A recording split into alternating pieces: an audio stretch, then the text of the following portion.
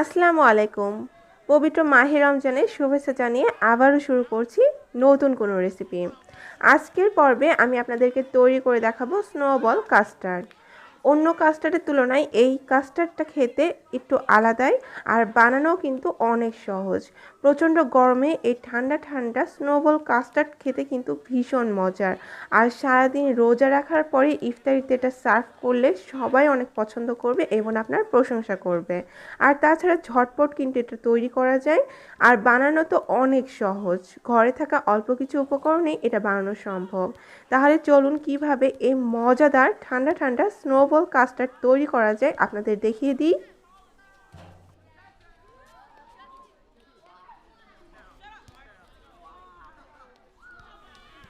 Snowball custard তৈরি করার জন্য প্রথমেই আমি একটা বোলের মধ্যে দুইটা রুম টেম্পারেচারে থাকা ডিম ভেঙে নিচ্ছি। এখানে আমি ডিমের সাদা অংশ এবং কুসুমটাকে আলাদা করে নেব।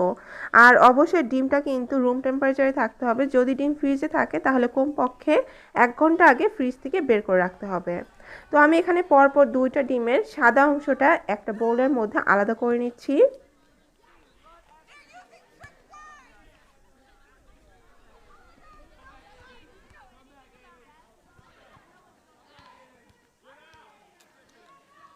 আলাদা করা হয়ে গিয়েছে। এখন আমি কুসুম দুটোকেও একটা বোলের মধ্যে আলাদা করে নিয়ে নিয়েছি। এখন এই কুসুমের মধ্যে আমি দিয়ে দিচ্ছি 1/4 কাপ পরিমাণ চিনি, হাফ চা চামচের মতো দিয়ে দিচ্ছি ভ্যানিলা এসেন্স,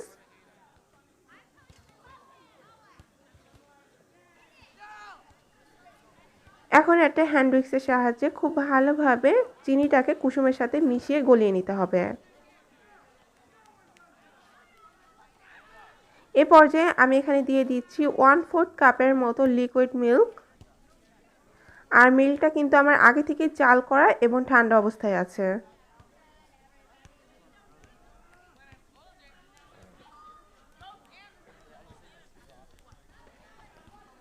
এ পর্যায়ে আমি এখানে দিয়ে দিচ্ছি 2 চামচ পরিমাণ কর্নফ্লাওয়ার। আমি এখানে 2 চামচ পরিমাণ কর্নফ্লাওয়ার এবং 1 চামচ পরিমাণ কাস্টার্ড পাউডার দিয়ে দিচ্ছি। তবে আপনারা চাইলে এই রেসিপিটা পুরোটাই কর্নফ্লাওয়ার অথবা পুরোটাই কাস্টার্ড দিয়েই করে নিতে পারবেন। এখন সব কিছু আবার ভালোভাবে মিশিয়ে নিচ্ছি। তো এটা বেশ কিছুটা ঘন হয়ে এসেছে, তাই আমি এখানে আরও 1/4 কাপের মতো লিকুইড মিল্ক দিয়ে এটাকে খুব স্মুথভাবে মিশিয়ে নিচ্ছি।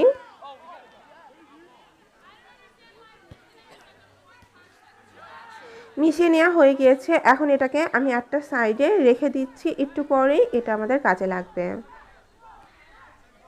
আর ডিমের যে সাদা অংশটাকে আমি আলাদা করে রেখেছিলাম, এখন সেই সাদা অংশটাকে আমি একটা ইলেকট্রিক বিটারের সাহায্যে বিট করে নেব। তবে আপনাদের হাতের কাছে যদি ইলেকট্রিক বিটারটা না থাকে তাহলে কিন্তু আপনারা হ্যান্ড উইক্স দিয়েও এটাকে বিট করে নিতে পারবেন। এখন আমি এখানে 1/4 কাপের মতো চিনি নিয়ে নিয়েছি, আর চিনিটাকে অল্প অল্প করে দেব এবং বিট করতে থাকবো। চিনিটা কিন্তু একবারই দিয়ে দেওয়া যাবে না, তাহলে কিন্তু ডিমের ফোমটা ভালো হবে না। তাই অল্প অল্প করে দিতে হবে এবং থেমে থেমে এটাকে বিট করে নিতে হবে।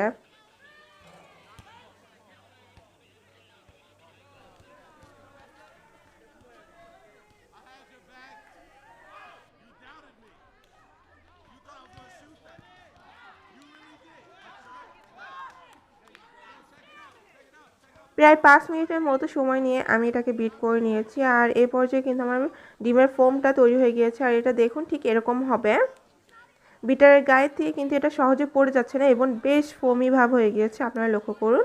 তো এটাও আমাদের রেডি হয়ে গিয়েছে। এখন এটাকে একটা সাইডে রেখে আমি চুলায় চলে যাচ্ছি। চুলায় একটা প্যান বসিয়ে দিয়েছি, আর তাতে আমি 1 লিটার পরিমাণ লিকুইড গরুর দুধ দিয়ে দিয়েছি।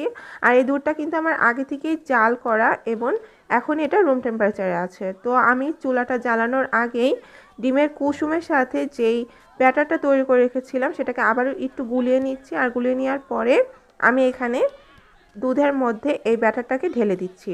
চুলাটা কিন্তু প্রথমে জ্বালিয়ে দেওয়া যাবে না, তাহলে কিন্তু জমাট বেঁধে যাবে। তো আমি এখন এটাকে নেড়ে চেড়ে মিশিয়ে নিচ্ছি, আর তারপর চুলাটাকে অন করব।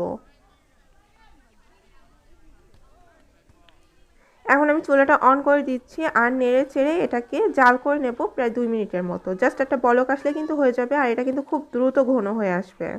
তো আমি এখানে 1 চিমটি পরিমাণ লবণ দিয়ে দিচ্ছি। মিষ্টি খাবারে লবণ দিলে কিন্তু টেস্ট বহুগুণে বেড়ে যায়, তবে কেউ যদি মিষ্টি খাবারে লবণ পছন্দ না করেন সেই ক্ষেত্রে স্কিপ করতে পারেন।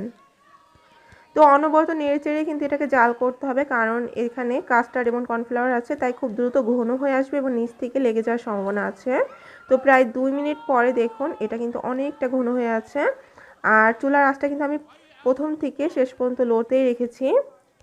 এখন চুলার আঁচটা একেবারে লোতে করে দিয়ে আমি ডিমের যেই সাদা অংশ দিয়ে মেরাংটা তৈরি করেছিলাম সেটা আমি দিয়ে দিচ্ছি। আর চেষ্টা করবেন এরকম একটা চামচের সাহায্যে দিয়ে নিতে, তাহলে কিন্তু সবগুলো এক সমানেই হবে। চুলার আঁচটা কিন্তু অবশ্যই একেবারেই লোতে রেখে এই কাজটা করতে হবে, নাহলে কিন্তু নিচ থেকে ধরে যাবে।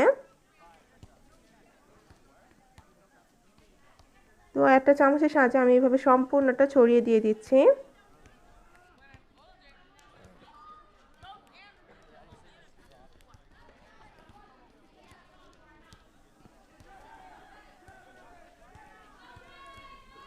এক এক করে আমি প্রায় সবগুলো দিয়ে নিচ্ছি।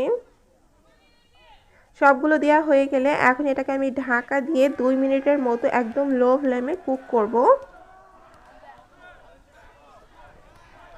2 মিনিট পরে আমি এগুলোকে ঢাকনা তুলে একটু উল্টিয়ে দেব। তো ফিরে আসলাম 2 মিনিট পরে। এখন আমি ঢাকনাটা তুলে নিয়েছি আর খুবই সাবধানে আমি অপর পাশটা উল্টিয়ে দিচ্ছি। নিচটা কিন্তু হয়ে গিয়েছে, কিন্তু উপরটা এখনও হালকা নরম আছে, তাই এটাকে চেষ্টা করবেন উল্টিয়ে দেওয়ার জন্য।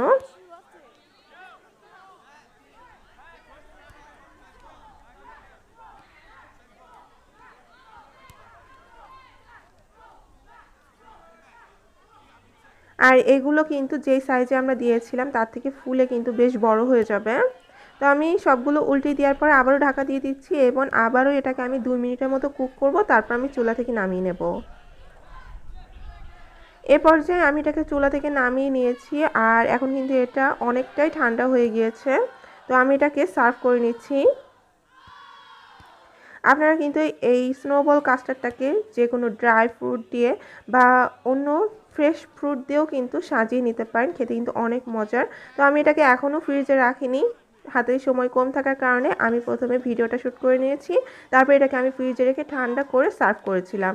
আলহামদুলিল্লাহ সবাই কিন্তু অনেক পছন্দ করেছে। আপনারাও বাসায় অবশ্যই ট্রাই করে দেখবেন।